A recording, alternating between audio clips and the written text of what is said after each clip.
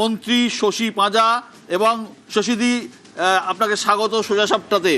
শশীদি, গত লোকসভা ভোটে কলকাতায় যে দুটি বিধানসভা আসনে বিজেপি এগিয়েছিল তার মধ্যে একটি হলো শ্যামপুকুর, যে কেন্দ্রে আপনি প্রার্থী। 26-এ কি হবে, কি বুঝছেন?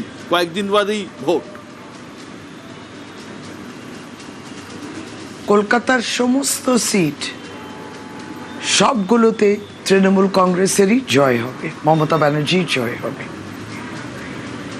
এই রাজ্য, এই মাটি মানুষ সরকার কাজ করেছে এবং সেই উন্নয়নের পক্ষেই ভোট পড়ে। অনেক সময় এই লোকসভা এবং বিধানসভা প্রেক্ষাপট আলাদা হয়, সুতরাং 2024-এর ভিত্তিতে এটা বলা যে, কিংবা বিজেপি যে হিসেবটা করছিল যে যেগুলো মার্জিন কম ছিল কিংবা যেখানে মার্জিন এই যে মাইনাস ছিল সেখানে বোধহয় সেই পরিমাণ ডিলিশন হয়ে যাবে, অঙ্কটা অত সোজা নয়। ডিলিশন করলে যে তারা জিতবেন এটা নয়। যাদের কথা বলছেন তারা মানে একজন প্রাণী, হিউম্যান ফ্যাক্টর, হ্যাঁ, মেশিন নয় যে আপনি অঙ্ক এদিক ওদিক করবেন। এইখানে কলকাতায় একবারই আপনি নিশ্চিন্ত থাকুন, দিদি জিতছেন, মমতা বন্দ্যোপাধ্যায় জিতছেন, তার মনোনীত প্রার্থী হিসেবে আমার কেন্দ্রে মানুষ আশীর্বাদ। অমিত শাহ বলেছেন প্রথম দফাতেই বিজেপির 100 আসন হয়ে গিয়েছে, এবার সরকার গড়া শুধুমাত্র সময়ের অপেক্ষা। দেখুন, আজকে যে প্রেস কনফারেন্স উনি করেছিলেন সেটা পরিষ্কার বোঝা যাচ্ছে যে একটা প্যানিক রিয়াকশন, মানে আতঙ্ক বিজেপিকে গ্রাস করেছে। 152টি কনস্টিটিউয়েন্সি মূল্যায়ন করলে তাদের পক্ষে কিন্তু রিপোর্টটা হয়নি। এই যে হিউজ টার্ন আউটের, তারা মনে করছেন যে তাদের পক্ষে নয়, তাদের বিরুদ্ধে মানুষের যে চরম হেনস্থা হয়েছে আর চরম অপমান হয়েছে। এক হচ্ছে ওই SIR এর নির্যাতন, বৈধ ভোটারকে বলা হচ্ছে আপনি বৈধ ভোটার নয়, এবং যেই পরিমাণ 61 লক্ষ অ্যাডজুডিকেশন করা, 27 লক্ষ বাদ দেয়া, যেই জায়গায় এই অনিশ্চয়তা তৈরি হয়েছে। মানুষ বেরিয়েছে কেন এবং কোথায়? তৃণমূল কংগ্রেসকে সমর্থন করেছে, বিজেপির বিরোধিতা করেছে, যেহেতু এই অত্যাচারটা তারা করেছে। সুতরাং অঙ্কে 125টাতেই বরং বলতে পারি তৃণমূল কংগ্রেস এগিয়ে রয়েছে। ভারতীয় জনতা পার্টির আজকে প্রেস কনফারেন্স সেটা পরিষ্কার করে দিল। নন্দীগ্রামের শুভেন্দু অধিকারীর যে বডি ল্যাঙ্গুয়েজ আর যে আচরণ, সেটাতেও পরিষ্কার হয়ে গেছিল সেটা তার হাতে বাইরে যাচ্ছে। আমাদের ঔদ্ধতার কোনো কারণ নেই, মূল্যায়ন তো প্রত্যেকটা পার্টি করে। এখন তিনি মনোবল রাখার জন্য নিশ্চয়ই একটা দ্বিতীয় চরণ রয়েছে, তিনি মনোবল রাখবেন না, তাদের কাডারদের তোকে ধরে রাখতে হবে, তো সেকেন্ড ফেজ রয়েছে। ফলে সেটা উনি বলতেই পারেন একটা মরাল বুস্ট করার জন্যে যে আমরা জিতছি, আমরা জিতবো। মানুষের প্রকৃত কষ্টটা যেটা হয়েছিল সেটা মাঠে ময়দানে তৃণমূল কংগ্রেস ছিল। SIR করার সময় যে কষ্টটা আমরা দেখেছি, ভারতীয় জনতা পার্টি ওখানে ছিল না, এবং সেটা বলতে গেলে অন্যান্য দলও ছিল না। আপনার নামও বাদ গিয়েছিল, আমি শুনেছিলাম। এই যে রেকর্ড সংখ্যক ভোট পড়েছে, এই যে আমরা যে খবর পাচ্ছি, সর্বশেষ খবর যে গতবারের তুলনায় 18 লক্ষ বেশি ভোট কিন্তু এবার পড়েছে। এর কি কারণ পড়েছে বলে আপনারা মনে করছেন? শুধুমাত্র SIR?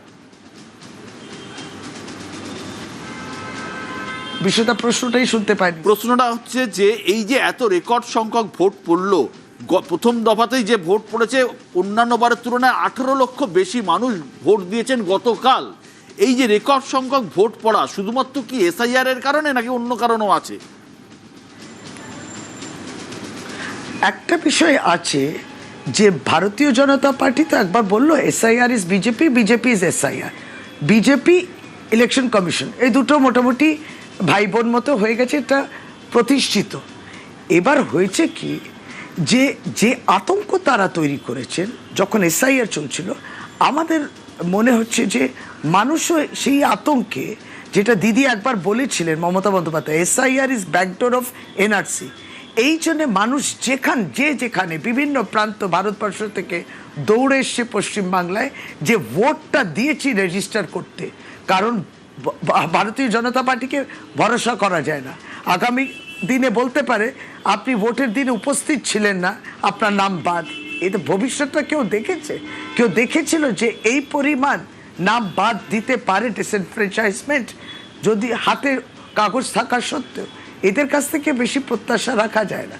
ফলে আগামী দিন যদি ইসিআই বলে তুমি ভোটের দিনে উপস্থিত ছিলে না তাই তোমাকে বাদ দিয়ে দেবো, সেই তাগিদে অনেক মানুষ রুটি রোজগার চাকরি ছেড়ে বোধহয় এখানে অবশ্যই উপস্থিত হয়েছেন, যার জন্যে এটা।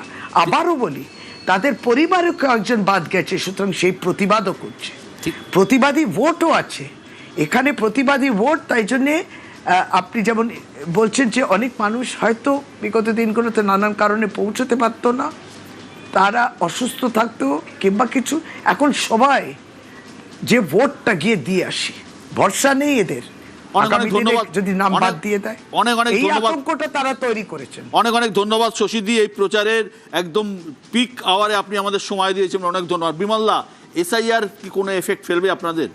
না, ওনাকে রাখলে ভালো হতো, ওনার সামনেই কথাটা বলতে পারতাম। প্যানিক রিয়াকশন কাকে বলে ওটা ওনাকে দেখে আমি বুঝতে পারলাম। কারণ আমি যতদূর জানি উনি স্কিন স্পেশালিস্ট বা এরকম কিছু একটা হবেন। উনি যে সাইকিয়াট্রি গবেষণা করছেন জানতাম না। কারণ শুভেন্দু অধিকারীকে দেখে ওনার মনে হলো শুভেন্দু অধিকারীও প্যানিক, ভয় পাচ্ছে। বিমলদা, ব্যক্তিগত আক্রমণ করবে না, পলিটিক্যাল আমি কথা একটা বলুন। খারাপ কথাও বলেছি? না, না, এর মধ্যে আমার কি কোনো স্ল্যাং কথা ব্যবহার করেছি? না।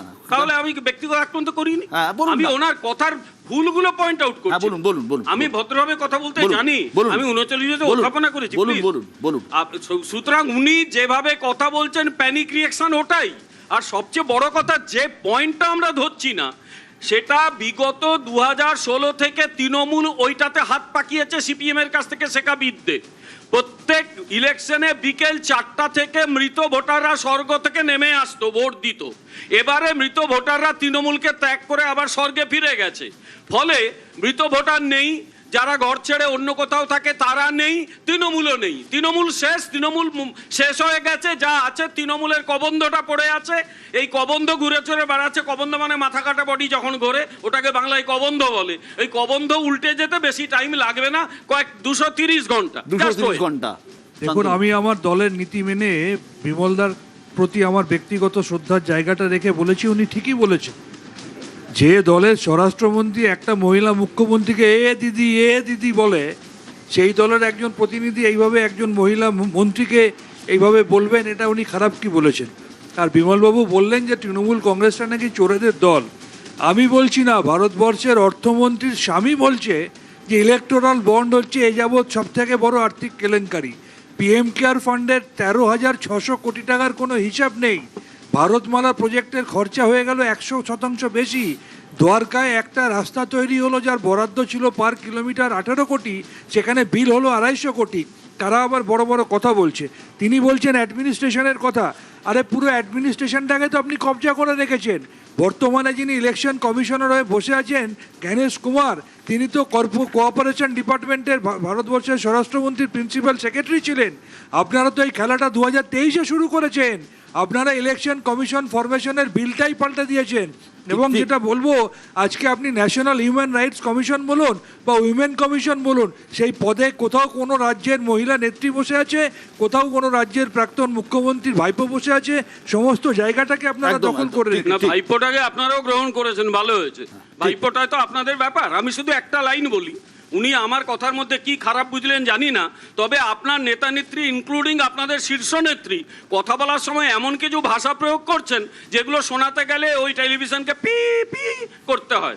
আগামী দিনে লোকে আপনাদের কথা শুনলে ওই পি পি করবে, আর কেউ শুনবে না আপনারা বলেন। দৃশ্যদা, সেটা হচ্ছে আসলে উনি বোধহয় গতকাল শুনেছেন, উনি যাদের সাথে 1000 কোটি টাকা ডিল করেছেন তিনি এই পিপি দিতে হয় বলে সেই ধরনের কথা তিনি বলেছেন। জাস্ট একটা লাইন বলুন না, একটা এখানে দীর্ঘদিনের সাংবাদিক তুমি রয়েছো, এটা আমাদের রাজ্যের, আমি দেশফেস বলছি, আমাদের রাজ্যের এটা একটা মারাত্মক পলিটিক্যাল স্ট্রাগলের মধ্যে রাজনীতিটা রয়েছে।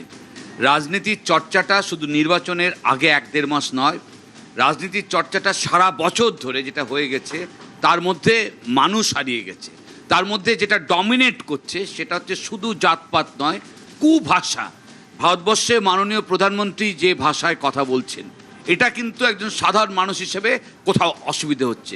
রাজ্যের মাননীয় মুখ্যমন্ত্রী এবং তার যে পলিটিক্যাল স্ট্রাগল থেকে তিনি আজকে যে জায়গায় দাঁড়িয়ে রাজনীতি করছেন, তার কাছ থেকে যে ভাষায় পুরো কথাগুলো পুরো সময়কাল জুড়ে যে কথা আসছে, বাচ্চা মানুষজন রাজনীতিতে হঠাৎ তাদের উত্থান ঘটেছে আঞ্চলিক দলের সর্বভারতীয় ক্ষেত্রে, তো সেইখানেও যে ভাষা প্রয়োগ করছেন, যে অ্যারোগেন্স, যে ঔদ্ধত্য, এইটা কিন্তু যে কোনো রাজনৈতিক দলের ক্ষেত্রে এবং রাজনৈতিক আমি বুঝি না ভয়ঙ্কর। দেবাশিস বামপন্থীদের ভাষাগুলো না, কেন না, বুঝেছে? একদম মনে প্রমোদ আছে। দাশগুপ্ত থেকে একদম বিনয় মনে আছে, কোনার, 34 আবার আমি বছরের কিছু একটা বললে তোমরা ওই বিমলদা, পি পি করে বিমলদা, দেবে, না, কথা পি বলবে করবো না, না, পেপারই চালাবো, ওগুলো যেন একটু মনে রাখো। 34 বছরের সময়কালে দুটো তিনটে ইনসিডেন্টকে তুলে নিয়ে কথা হ্যাঁ, বলতে পার্থদা, হচ্ছে, পার্থদা, এবং তারপর পার্থদা, party পার্থদা। press conference মাননীয় করেছে। প্রধানমন্ত্রী আচ্ছা, কারো please, সম্পর্কে please, একটা please, খারাপ কথা পার্থদা, বলেছেন, প্রমাণ করে পার্থদা, দিতে পার্থদা। পারলে আমি এখান থেকে উঠে চলে আচ্ছা, যাব। আচ্ছা, আচ্ছা। মাননীয় প্রধানমন্ত্রী please, একটা খারাপ কথা পার্থদা, বলেছেন ছোট করে, বলে ছোট করে। এখান থেকে না, না, উঠে যাব। 95 উনি বলেন না। আপনার কাছে ছোট করে, ছোট করে, হ্যাঁ, চুন পার্থদা, চুন कर পার্থদা, चून चून পার্থদা, कर देखूंगा বা উল্টা करके लटका হ্যাঁ, दूंगा। উল্টা করকে লটকাতে হবে হ্যাঁ। ক্রিমিনালকে, ভদ্রলোককে তো আপনি লটকানোর কথা উনি বলেন। এই মুহূর্তে আমার সঙ্গে রয়েছেন